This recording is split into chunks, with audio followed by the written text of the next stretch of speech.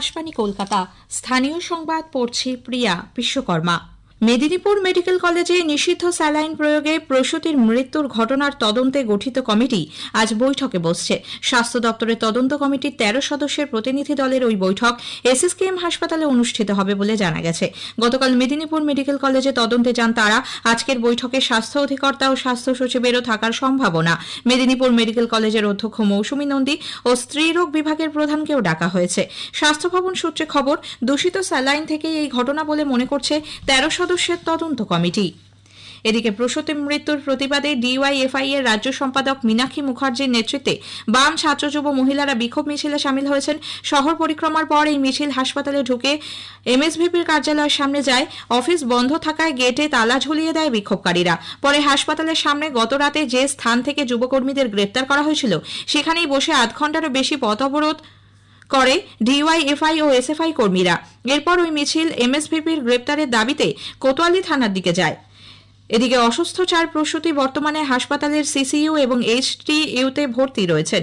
অন্যদিকে ভারতীয় জনতা যুব মোর্চার সদস্যরাও আজ হাসপাতালের সামনে বিক্ষোভ দেখান। রাস্তার ওপর টায়ার জ্বালিয়ে প্রতিবাদ জানান তারা। স্বামী বিবেকানন্দের 163তম জন্মবার্ষিকী আজ যথাযোগ্য মর্যাদায় জাতীয় যুব দিবস হিসেবে পালিত হচ্ছে। রাজ্য স্তরে দিনটি উদযাপিত হচ্ছে বিবেক চেতনা উৎসব হিসেবে।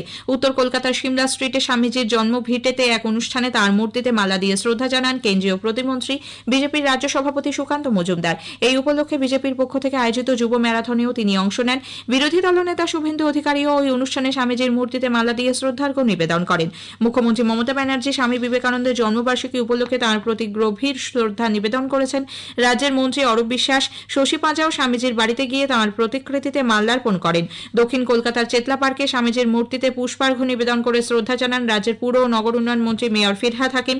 দিনটি উপলক্ষে স্বামী শিবময়ানন্দ মঞ্চে স্বামী বিবেকানন্দ মেলার আয়োজন করা হয়েছে। 14 জানুয়ারি পর্যন্ত চলবে এই মেলা। স্বামীজির স্মরণে তাঁর পৈতৃক ভিটে থেকে আজ সকালে এক বর্ণাঢ্য শোভাযাত্রা বের হয়। বেলুর মঠে মূল মন্দিরের বাম দিকে অস্থায়ী মণ্ডপে সারাদিনব্যাপী নানা ধর্মীয় অনুষ্ঠানের আয়োজন করা হয়েছে। বৈদিক মঞ্চোচ্চারণ ও সমবেত সঙ্গীত, গীতি আলেখ্য, যোগব্যায়াম প্রদর্শন, স্বামী বিবেকানন্দের জীবনী পাঠ, সন্ধ্যায় সন্ধ্যারতির পর অনুষ্ঠানের সমাপ্তি। স্বামী বিবেকানন্দের জন্মবার্ষিকীতে আজ জাতীয় যুব দিবসে প্রধানমন্ত্রী নরেন্দ্র মোদী নতুন দিল্লিতে বিকশিত ভারত ইয়াং লিডার্স ডায়ালগের অনুষ্ঠানে যোগ দেন। নতুন দিল্লির ভারত মণ্ডপমে আয়োজিত এই যুব সমাবেশে প্রধানমন্ত্রী যুব নেতৃবৃন্দের সঙ্গে কথা বলেন। এদিকে বিপ্লবী মাস্টারদা সূর্য সেনের আত্মবলিদান দিবসে আজ রাজ্য জুড়ে তাঁকে স্মরণ করা হচ্ছে। সচিবালয় নবান্নে তাঁর ছবিতে মালা দিয়ে শ্রদ্ধা জানান মন্ত্রিসভার সদস্য অরূপ রায়। যুব দিবস উপলক্ষে আয়োজিত ম্যারাথন প্রতিযোগিতায় অংশ নিয়ে কোচবিহারের উত্তরবঙ্গ কৃষি বিশ্ববিদ্যালয়ের এক ছাত্রের মৃত্যু হয়েছে। পাতলাখাওয়া শুটিং ক্যাম্প থেকে পুন্ডিবাড়ির ওই বিশ্ববিদ্যালয়ের গেট পর্যন্ত এই প্রতিযোগিতায় কিছুটা দৌড়ানোর পর হঠাৎ করেই অসুস্থ হয়ে পড়েন রিয়াস রায় নামে ওই ছাত্র। হাসপাতালে নিয়ে যাওয়া হলে চিকিৎসকরা তাঁকে মৃত ঘোষণা করেন। পূর্ণতীর্থ গঙ্গাসাগরে ক্রমশ বাড়ছে মানুষের ভিড়। কোন রকম অপ্রীতিকর ঘটনা এড়াতে মেলা চত্বরে নিরাপত্তা ব্যবস্থা জোরদার করা হয়েছে। চালু রয়েছে মেগা কন্ট্রোল রুমও। আমাদের জেলা সংবাদদাতার একটি প্রতিবেদন। সাগর মেলায় ধীরে ধীরে ভিড় বাড়তে শুরু করেছে। নিরাপত্তার মোড়কে মুড়ে ফেলা হয়েছে সাগর মেলাকে। চালু হয়েছে মেগা কন্ট্রোল রুম। গাড়ি পাশাপাশি ভেসেল এবং বার্জে লাগানো হয়েছে জিপিএস। মেলায় অসংখ্য সিসি ক্যামেরা নজরদারি চালাচ্ছে। জিপিএস এবং ক্যামেরায় নজরদারি চালানো হবে মেগা কন্ট্রোল রুম থেকে। পুলিশের পক্ষ থেকে আলাদা করে একটি কন্ট্রোল রুম খোলা হয়েছে, সেখান থেকেও নজরদারি চলবে। 13,000 পুলিশ ফোর্স মোতায়েন করা হয়েছে। থাকছে উইনার্স টিম, সাদা পোশাকের পুলিশ, বোম ডিসপোজাল স্কোয়াড, এছাড়াও ড্রোনে নজরদারি চলছে। নদীপথে police, civil defence, NDRF speed বোটের পাশাপাশি উপকূল রক্ষী বাহিনীর হোভারক্রাফটেও নজরদারি চলবে। আগামী 14 জানুয়ারি ভোর থেকে 15 জানুয়ারি ভোর পর্যন্ত মকর সংক্রান্তির পুণ্যযোগ। সব মিলিয়ে পুণ্যভূমি সাগরতট লক্ষ লক্ষ পুণ্যার্থীর সমাগমে মিলন তীর্থ হয়ে উঠেছে।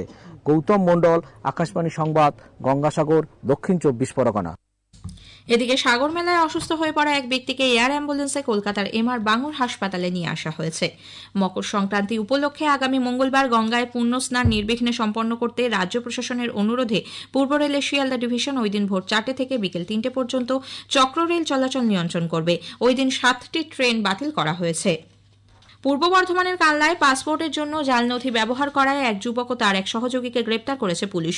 ধৃত পবিত্র মণ্ডল এবং মোহাম্মদ আজহারুল ইসলামকে গতকাল কালনা আদালতে তোলা হলে বিচারক 5 দিনের পুলিশি হেফাজতের নির্দেশ দেন। স্থানীয় সংবাদ শেষ হলো।